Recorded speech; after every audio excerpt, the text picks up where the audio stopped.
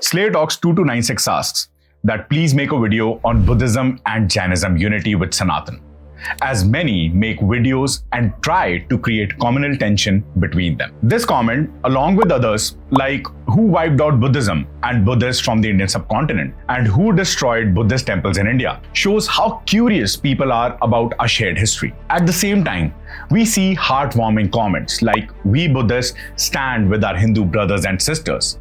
Period. These questions and statements reflect the mixed feeling people have about the history of Hinduism and Buddhism. So what's the truth? Was Pushyamitra Shunga really responsible for the decline of Buddhism? Are these claims even correct? Or are they part of a narrative meant to divide us? More importantly, how can we learn from our history and focus on unity? In this video, we'll uncover the truth behind these claims and explore how Buddhism and Hinduism have coexisted for centuries, sharing sacred spaces and values. Hashtag Ask Harry Anything. Every week, I'll answer the most liked and most asked questions in the comments. So as you watch, leave your questions below using hashtag Ask Harry Anything. Your curiosity could inspire the next video, just like this one. Let's take the example of Mount Kailash, a sacred site for both Hindus and Buddhists. For Hindus, Mount Kailash is considered the home of Lord Shiva and Goddess Parvati. There's even a story in Hindu scripture about how Ravana, the king of Lanka, once tried to lift Mount Kailash to show his strength. But Lord Shiva, to teach him a lesson, pushed him from the mountain, leaving a mark where Ravan fell. Interestingly, in Buddhist text, the same Mount Kailash is referred to as Mount Meru. Buddhists believe that it is home of Demchok and his consort Dorje Pangbong. There's even a Buddhist story of a man named Naroban Chung, who once attempted to climb Mount Kailash, but was pushed back, leaving a mark as he slided down the mountain. When you look at these stories closely, you realize that while the names of the characters differ, the essence of the story is exactly the same. Both traditions deeply revered Mount Kailash, and for thousands of years, Hindus and Buddhists have visited the sacred site to offer their prayers. Even the rituals are strikingly similar. Both Hindus and Buddhists walk around Mount Kailash as part of their religious practice, known as parikrama. Despite their differences, there is no record of any Hindu stopping Buddhist or vice versa from worshipping at Mount Kailash. Now let's take a look at General Zorawar Singh, a legendary Dogra general from Kashmir. At one point, the entire Kailash Mansarovar region was under his control. Yet, even during that time, Hindus never stopped Buddhists from worshipping at Kailash. When General Zorawar Singh fell in battle, the local Tibetan Buddhists built a stupa in his honor and began worshipping him because of his bravery and sense of justice. This shows how deeply interconnected these traditions have been. And it's not just Hindus and Buddhists. Jains and followers of Tibet-born religion also revere Mount Kailash. Despite these different beliefs, there has never been a conflict over Kailash in thousands of years of history. Now compare this with Jerusalem, a holy site for Judaism, Christianity and Islam. History is filled with wars over Jerusalem, and even today, these religions struggle to coexist there. Mount Kailash and Jerusalem show two very different approaches to faith. On one hand, Sanatan traditions emphasize coexistence with mutual respect. On the other hand, conflicts over Jerusalem highlight that how diverse things can get when faith becomes exclusive. So when someone talks about Hindu destroyed Buddhist temple, we need to look at examples like Mount Kailash to understand the real history of Hindu-Buddhist relations. Now let's look at some of the most iconic sacred places in India that highlight the unity between Hindus and Buddhists. Take Sarnath near Varanasi or Bodh Gaya near Gaya in Bihar. These places are deeply significant for both Hindus and Buddhists. Sarnath is where Gautam Buddha gave his first sermon after attaining enlightenment, and Bodh Gaya is where he meditated under the Bodhi tree and attained enlightenment. But here's something important to note. Throughout history, there is no evidence of any conflict between Hindus and Buddhists at these sacred sites. There is no record of any Hindu trying to destroy Buddhist place of worship or vice versa. In fact, if you travel across India, you'll see countless Buddhist stupas standing tall. These stupas and monasteries have survived for centuries, and none of them have Hindu temples built over them. The most thought-provoking example is Ajanta and Ellora Caves in Maharashtra. These caves are a perfect example of coexistence of Indian religions. At Ajanta and Ellora, you will find temples and structures dedicated to Hinduism, Buddhism, and even Jainism right next to each other. These caves were created with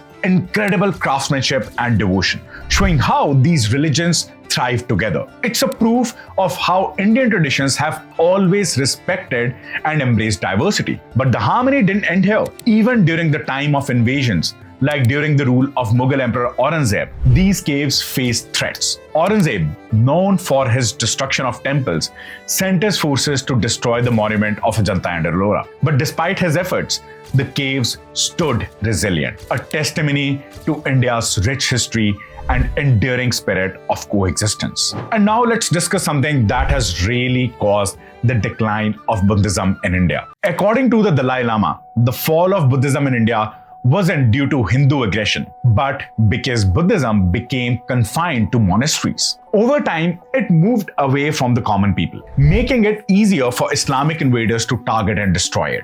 Hinduism, on the other hand, was deeply rooted in family traditions and daily life. It spread across villages, towns, cities, making it hard for invaders to completely wipe it out. The roots of Hinduism ran so deep that the attackers couldn't identify or eliminate them entirely. Another interesting part is the word Buddh. So the term Buddh, which means idols, has its roots in Persian and Arabic language, originally derived from the word Buddha. When Islam spread to regions with a strong Buddhist presence, such as Central Asia, Afghanistan, and parts of India, the statues and images of Buddha encountered by early Islamic invaders and travelers was referred to as Buddh. Over time, this term evolved into a general reference for idols or images worshipped by non-Muslim communities. Dr. B.R. Ambedkar, in his book The Decline and Fall of Buddhism in India,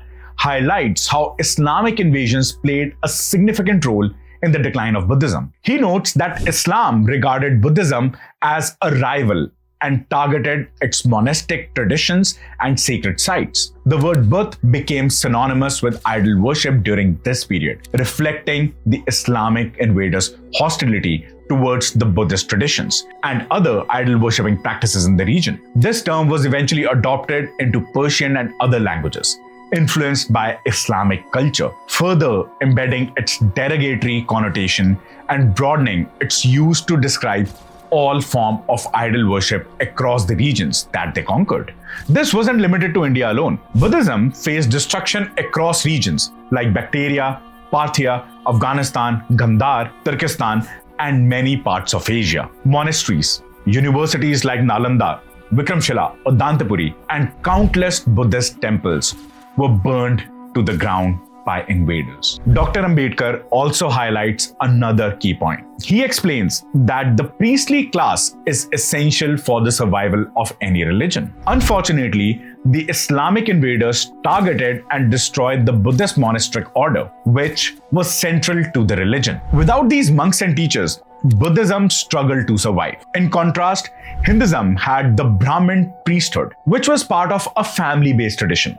Every Brahmin was a potential priest and could step when in need. They didn't require special initiation to perform religious duties, which allowed the system to survive, even under attack. Buddhism didn't have the flexibility, which made it more vulnerable to decline. Dr. Ambedkar acknowledges that this in subtle terms, stating that while Brahmin priests survived due to their family-based tradition, Buddhist monks who didn't have a similar system couldn't rebuild themselves effectively. Ultimately, Dr. Ambedkar makes it clear that the primary reason for destruction of Buddhism in India was Islamic invasions and not Hindu rulers or traditions. Dr. B.R. Ambedkar, in his book Revolution and Counter-Revolution in Ancient India, mentions that while there were instances of some Brahmin kings oppressing Buddhists, there were also cases of Buddhist king oppressing Hindus. One of the most notable examples is Emperor Ashok.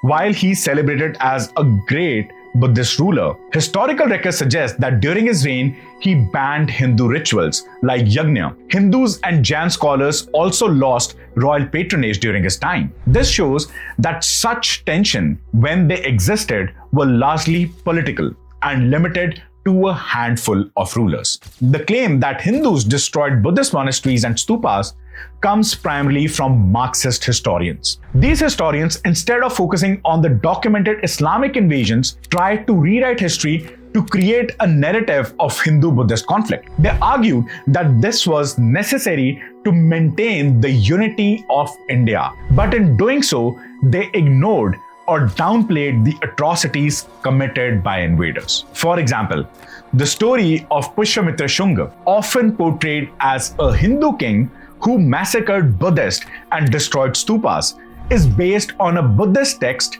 written almost 300 years after his reign. Historical evidence, however, tells a different story. During Pushyamitra Shunga's time, stupas like those in Sanchi were not only preserved but also expanded. Even Western scholars like Etienne Lamotte argue that there is no solid evidence against Pushyamitra Shunga. If Hindus had indeed destroyed Buddhist temples, there would have been a widespread animosity between the two communities. Yet, nothing such exists in historical records.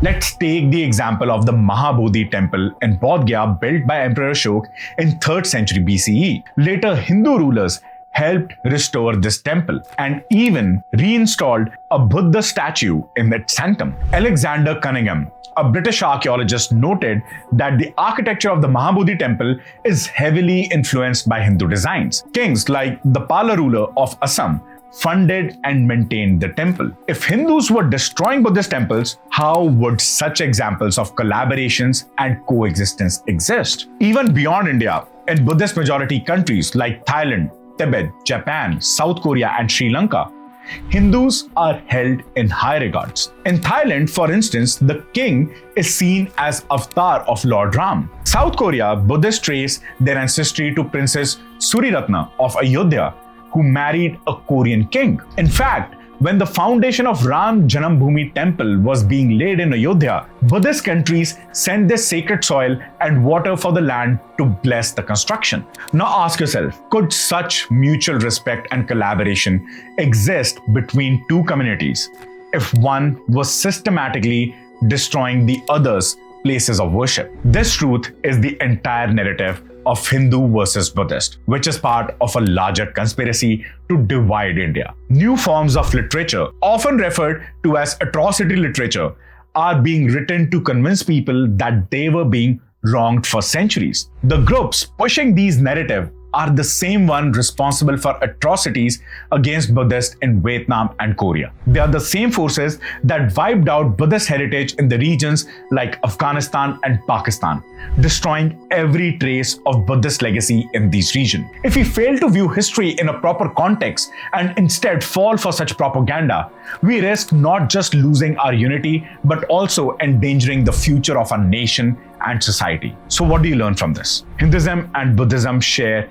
a long history of respect and coexistence. From Mount Kailash to Bodh Gaya, countless examples highlight their unity, not division. The idea that Hindus destroy Buddhism is not backed by facts, but fueled by false narrative meant to divide us. Instead, history shows that the real challenge to Buddhism in India came under Islamic invasions. Despite these challenges, the bond between Hindu and Buddhist has remained strong, built on shared traditions and values. Let's focus on the unity and not let divisive narratives dictate how we view our history. If you have more questions or topics you'd like me to explore, drop them down using the comment #AskHarryAnything. And your question might inspire our next video. Thanks for watching. As always, stay curious, stay united.